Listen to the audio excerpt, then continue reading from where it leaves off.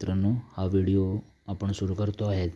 हा जो सेगमेंट आहे तो आहे स्कॉलरशिपच्या सरावासाठीचा सेगमेंट. स्कॉलरशिप इयत्ता 7वीचा सराव आपल्याला करायचा आहे. आपल्याला माहिती आहे की मागच्या वर्षी म्हणजे 2026ची जी परीक्षा झाली ती 5वी 8वी आणि 4थी 7वीची झाली आणि यावर्षीपासून म्हणजे शैक्षणिक वर्ष 2026-27साठी जसं सुरुवातीचा पॅटर्न होता तसं 4थी आणि 7वी या 2 वर्गांसाठी स्कॉलरशिप असणार आहे, हे आपल्याला माहिती आहे. आणि त्यामुळे आपल्याला आपण सराव असा करतो आहे आजपासून आपण या व्हिडिओपासून सुरुवात करतो आहे की जो भाग आहे प्रत्येक दिवशी थोडा थोडा आपण अभ्यास करून सातत्य राखून आपण त्या पद्धतीने स्कॉलरशिपची तयारी करणार आहोत.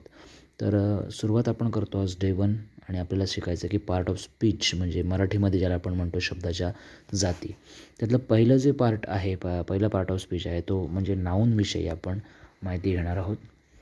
नाऊन म्हणजे व्यक्ती, प्राणी, वस्तू, ठिकाण किंवा कल्पना यांची नावं, त्याला नाऊन असं म्हणतात, ज्याला आपण मराठीमध्ये म्हणतो नाम. आता कशा प्रकारे बघा, Rahul, school, river, book, honesty ही अशी नावं आपण या ठिकाणी लिहिली आहेत. आता ही जी नाउन्स आहेत ती वेगवेगळ्या प्रकारची आहेत. नाउन्सचे प्रकार आपल्याला पुढच्या टप्प्यात बघायचं आहे, पण मिक्स आहेत. म्हणजे लक्षात ठेवण्यासारखी जी बाब आहे ती म्हणजे व्यक्ती, प्राणी, वस्तू आणि ठिकाण किंवा एखादी संकल्पना यांची नावं म्हणजे नाऊन. एवढं तर आपण शिकलो आहे. आता आपल्याला टाईप बघायचं आहे. पहिलं आहे प्रॉपर नाऊन. प्रॉपर नाऊनमध्ये बघा आपण इथे इंडिया लिहिलं आहे, मुंबई लिहिलं आहे. आता इंडिया हे एका शहराचं एका देशाचं नाव आहे आणि मुंबई हे सिटीचं नाव. India is a nation and Mumbai is a city. So when we say nation, it becomes a common noun because you can call any nation a nation, but when you say India, you are specifically talking about the nation where we are living. त्यामुळे आपण जिथं राहतो आहोत त्याविषयी आपण बोलतो आहे, त्यामुळे तिला प्रॉपर नाऊन, विशेष नाम असं म्हणायचं, ठराविक त्या गोष्टीसाठी दिलेलं नाव. त्यानंतर आहे कॉमन नाऊन, जे आपण बघितलं बॉय, सिटी. उदाहरणार्थ आता इथे नेशन हे कॉमन नाऊन आहे, सिटी हे कॉमन नाऊन आहे, बॉय हे कॉमन नाऊन आहे. वरती आपण एक राहुल म्हणून नाव बघितलं होतं बघा, हे बसेल प्रॉपर नाऊनमध्ये आणि बॉय बसेल कॉमन नाऊनमध्ये. कलेक्टिव्ह नाऊन म्हणजे समूहदर्शक नाम, जिथे एखाद्या समूहाचा, आता टीम आहे, क्लास आहे. आता एखाद्या क्लासमध्ये 30 विद्यार्थी असू शकतात, कुठे 40 असू शकतात, कुठे 100 असू शकतात. हे सगळे विद्यार्थी मिळून त्यांचा जो सेट तयार होतो त्याला आपण काय म्हणतो आहे, क्लास म्हणतो आहे. आणि म्हणून class is a collective noun. त्यानंतर टीममध्ये आता क्रिकेटच्या टीममध्ये 11 खेळाडू असतात, अजून कोणत्या खेळामध्ये 8 खेळाडू असू शकतात, कुठे 5 असू शकतात.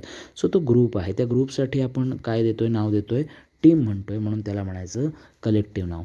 त्यानंतर मटेरियल नाऊन, वेगवेगळे जे पदार्थ आहेत त्या पदार्थांच्या नावांना मटेरियल नाऊन असं म्हटलं जातं. उदाहरणार्थ गोल्ड, वॉटर, मिल्क हे सगळे जे आहेत ते पदार्थ आहेत आणि या पदार्थांना आपण जे नाव दिलं आहे त्याला आपण म्हणतो मटेरियल नाऊन.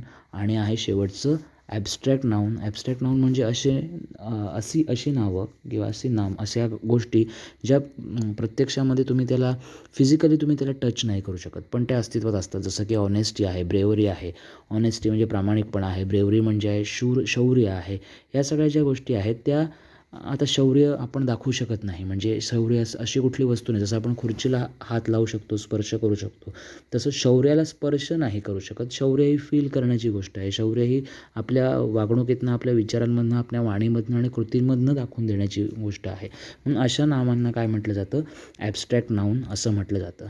तर मित्रांनो, आज आपण पहिल्या दिवशी डे 1मध्ये पार्ट ऑफ स्पीच शब्दांची जाती बघत असताना नाऊनविषयी आपण माहिती घेतली, त्याचे एक्झाम्पल्स आपण काही बघितली आणि नंतर टाईप्स ऑफ नाऊनमध्ये आपण एकूण 5 प्रकार बघितले: proper noun, common noun, collective noun, material noun आणि ॲब्स्ट्रॅक्ट नाऊन. तर नाऊनबद्दल घेतलेली ही माहिती, याचा निश्चित तुम्हाला फायदा होईल. हा व्हिडिओ पुन्हा बघा, समजून घ्या. जर तुमचे काही प्रश्न असतील तर ते कमेंट सेक्शनमध्ये तुम्ही विचारू शकता. त्या प्रश्नांचं जे काही समाधान आहे ते आम्ही देण्याचा प्रयत्न निश्चित करू.